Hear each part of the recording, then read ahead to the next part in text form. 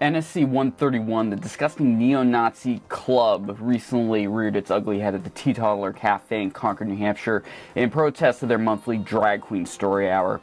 As if I couldn't be more annoyed at an individual called Juicy Garland, emphasis on juicy being pretty damn uncomfortable for me, reading books to kids, at a bunch of racist idiots in face masks, waving Nazi signs and showing threatening behavior to set me over the edge. I'm delayed in putting this together because I don't want to be insensitive to the LGBTQ community. Ethically, I'm very conservative, but my libertarian tendencies want to ensure adults can live their lives as they see fit. On the other hand, I do believe that it's problematic to see ostentatious look of Garland being viewed as an example to young children.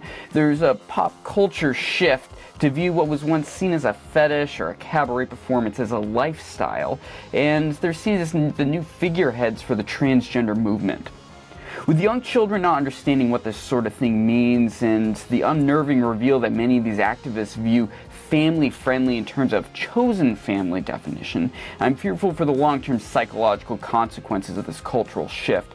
Call me old school, but I think prepubescent children that do not have the psychological reasons to dive into it shouldn't be concerned with sexuality and confusing nature of gender bending. As I learned in music school, you learn the rules first, then you break them later when you know why they are there. I'm also delayed because I knew members of the New Hampshire Democratic Party would use this to point the finger at the GOP for being part of this fringe liberal NSC-131. Also, their anger at the quite rational concern that many on the right have that these are a bunch of feds or Antifa on the prowl.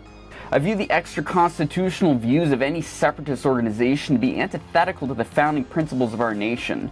This is a country for everyone that's legally allowed to enter, and cronyism goes against the nature of God-given rights of American citizens. This is a country for all races and creeds. I value the melting pot ideology that was instilled in me by my family, church, school, and community.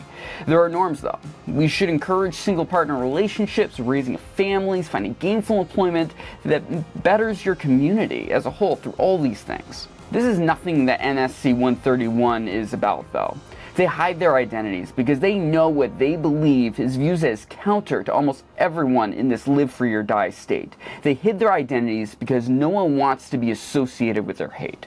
Concord Mayor Jim Boulet's statement saying, quote, "I stand and support the LGBTQ+ community in their fight for equal rights and acceptance," end quote, is something I support. Those on the fringes of society, so long as they don't want to overthrow it, should be included. I would also hope that those individuals who see the value in our society and the majority culture, I think the latter has been seen as a problem by a loud minority on the left, causing violent language from the other side of the Overton window from NSC-131. On the other hand, the chants of New York City marchers of, quote, "We're here, we're queer, and we're coming for your children," end quote, only rightfully emboldens political rivals. I always say that politics and culture are stupid at the national level, and this subject is the ultimate case study. Don't forget that hate has no home here exists for both sides of the political aisle. I promise to listen as long as you are also willing to.